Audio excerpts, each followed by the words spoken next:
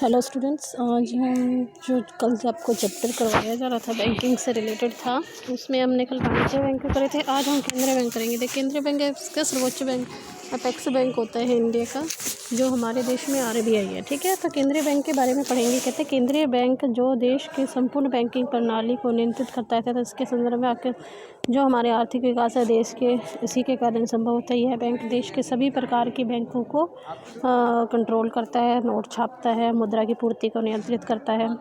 ठीक है, भारत में आरबीआई है। ठीक है, बैंक ऑफ, और इंग्लैंड में बैंक ऑफ इंडिया है। अमेरिका में फेडरल रिजर्व सिस्टम जो है केंद्रीय बैंक है। उसके बाद कहते हैं कि जो हमारा बैंक ऑफ इंग्लैंड है वो 1694 में बना था। ठीक है, अब इसकी परिभाषा दे रखी है। ये बैंकों का बैंक है, केंद्रीय बैंक को बैंक का बैंक भी बोला जाता है। केंद्रीय बैंक का एक कार्य है अर्थव्यवस्था, मुद्रा की पूर्ति तथा साख को नियंत्रित करना। ठीक है, ये इसकी डेफिनेशन दे रखी है।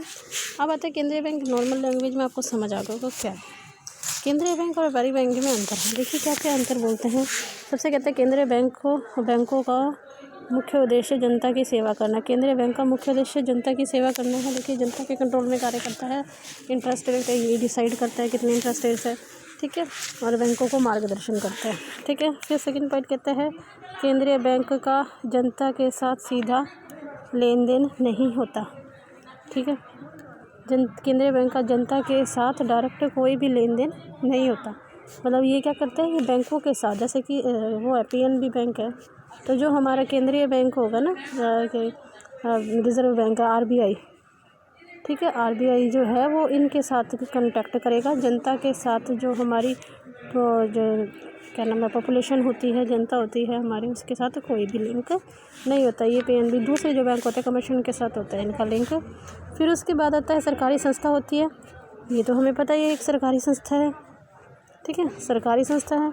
फिर उसके बाद पता है बैंकों की प्रतियोगिता नहीं होती। इसकी किसी बैंक के साथ नोट जारी करने का सारा काम कौन करता है? यही बैंकिंग प्रणाली को कंट्रोल कौन करता है? यही करता है। विदेशी विनिमय का संरक्षण भी यही करते हैं, और सरकार का बैंक होता है। ठीक है, आगे देखिए बच्चों। फिर उसके बाद आता है तुम्हारा भी केंद्रीय बैंक के कार्य है। एक तो नोट जारी करना, अभी मैंने आपको बताया ये चीज़, नोट जारी करता है।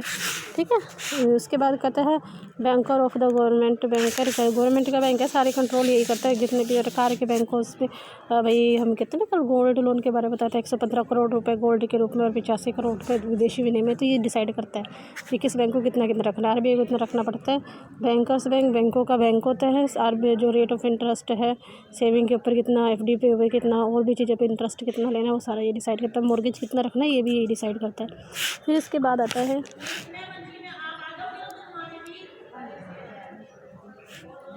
ठीक है, अब देखिए इसके बाद हमारा आता है, उसके बाद देखिए हमारा उसके बाद पॉइंट आता है बैंकों का निरीक्षण।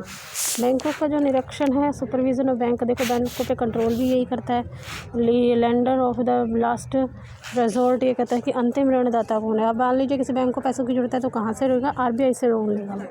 ठीक है, देश के विदेशी मुद्रा कोष का संरक्षण।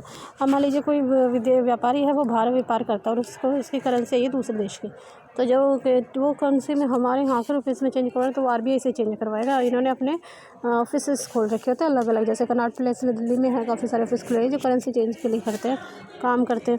ठीक है, clearing house of function. Clearing house function ये कहते हैं कि समाधान गृह का कार्य भी यही करता है। ठीक है, फिर उसके बाद आता है कंट्रोल ऑफ क्रेडिट। भाई जो इंटरेस्ट रेट के बारे में बताया वो भी यही कंट्रोल करता है। फिर कलेक्शन ऑफ डाटा, सभी बैंकों के डाटा कलेक्ट करना, सारी सूचनाएं एकत्रित करना और उन्हें प्रकाशित करना, ये सारे काम क्या करते हैं? यही करते हैं। जैसे कि हमारा रेट ऑफ इन्फ्लेशन क्या चल रहा है, हमारी मुद्रा जैसे रुपये का रेट क्या चल रहा है, ये सारे काम यही करता है। फिर उसके बाद आता है बच्चों देखिए अन्य कार्य है। दूसरे कार्य भी कुछ करता है। ये तो कृषि के लिए वित्त करता है, प्रबंध, अंतर्राष्ट्रीय सम्मेलन अटेंड करता है, मनी बिल मार्केट के ऊपर कंट्रोल करता है। ठीक है, फिर है रिटर्न ऑफ जो पुराने नोट हम करते हैं ना बैंक में चेंज, वो सारे यहाँ पे जाते हैं। ठीक है, केंद्रीय बैंक मुद्रा की पूर्ति तथा अर्थव्यवस्था के साख को प्रभाव को कैसे नियंत्रित करता है, ये देखना है। अब नीतियाँ दो बनाती है सरकार, एक तो होती है क्वांटिटेटिव इंस्ट्रूमेंट के जरिए, एक तो मॉनेटरी बोलते हैं फिजिकल पॉलिसी, राजकोषीय और मौद्रिक नीति। तो इसके में कुछ कहते हैं कि उपकरण होते हैं जिसमें एक तो क्वालिटिव होता है, एक क्वांटिटिव होता है, दो तरीके के मात्रात्मक।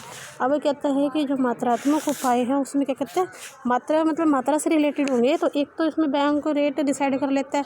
मान लीजिए किसी पैसे की सप्लाई लोग ज़्यादा सेविंग करने लग गए हैं और फिर सरकार क्या करेगी, रेट ऑफ इंटरेस्ट घटा देगी। और अगर मान लीजिए सरकार को सेविंग बढ़ानी है तो रेट ऑफ इंटरेस्ट बढ़ा देगी, जिससे कि लोग ज़्यादा से ज़्यादा सेविंग करेंगे। फिर उसके बाद क्या आता है, ऋणों के लिए ये कहते हैं बैंक दर की सफलता किस किस चीज़ों पे डिपेंड करती है। तो बैंक दर की सफलता कई कारणों पर, ऋणों के लिए व्यापारिक बैंक के केंद्रीय बैंकों पर निर्भरता होती है तो RBI पे। व्यापारी बैंकों की केंद्रीय बैंक के फंड की मांग की संवेदनशीलता की मतलब कितना फंड दे रखा है तो उसके अकॉर्डिंग। अब मुद्रा बाजार की ब्याज दर ढांचा, अगर ढांचा अच्छा होगा तो पैसे ज़्यादा मिल सकते हैं। और फिर इसके बाद बाजार के फंड की पूर्ति कितनी है उसके ऊपर भी डिपेंड करता है। फिर खुले बाजार की प्रतिक्रिया, खुले बाजार की प्रतिक्रिया में खुले बाजार की क्रियाओं से अभिप्राय है कि बैंक द्वारा प्रतिभूतियों का खुले बाजार में बेचना या खरीदना। तो वो कहते हैं जैसे NSEs में हो गए, ठीक है, ये ओपन मार्केट वो कहते हैं इसको ऑपरेशन से बोलते हैं। फिर इसके बाद आते हैं खुले बाजार की क्रिया की सफलता किस किस चीज़ पर। एक तो आता है प्रतिभूतियों के बाजार का पाया जाना भी कितनी प्रतिभूति और बैंकों के पास कोष कितने हैं उस चीज़ को खरीदने के लिए। फिर उसके बाद आता है हमारा लास्ट, इसमें थर्ड पॉइंट है, थर्ड फोर्थ बच रहे हैं। इसमें आता है नगद कोष अनुपात, कैश रिजर्व रेशो। कल बताया था ना इतना कैश में रखना पड़ेगा बैंकों को, कुछ अपना कैश रिजर्व रखना पड़ता है तत्कालीन भुगतान के लिए। फिर उसके बाद हमें आता है वैधानिक तरलता, स्टेटरी लिक्विडिटी रेशो। तो इसमें कहते हैं भी इतना तरलता के रूप में रखना पड़ा। प्रत्येक बैंक को अपनी परिसंपत्तियों के एक निश्चित प्रतिशत को अपने पास नकद के रूप में रखना पड़ता है, जो कानूनी तौर पर रखना ही पड़ता है। जैसे वैधानिक तरलता अनुपात हम बोलते हैं भाई, कुछ तो कैश रखना ही पड़ेगा। CRR और SRR दोनों इस बात पर निर्भर करते हैं व्यापारिक बैंक के पास कितनी मात्रा में कैश रिजर्व पड़ी हुई है। ज़्यादा भी नहीं होना चाहिए, कंट्रोल में होना चाहिए। फिर है मौद्रिक नीति के गुणात्मक उपाय। ये तो थे हमारे क्वालिटी से, क्वांटिटी से रिलेटेड, मतलब कि नंबर से रिलेटेड कंट्रोल करने। अब है तो क्वालिटी का सबसे पहले होता है सीमांत आवश्यकता, भी कितनी सीमांत आवश्यकता।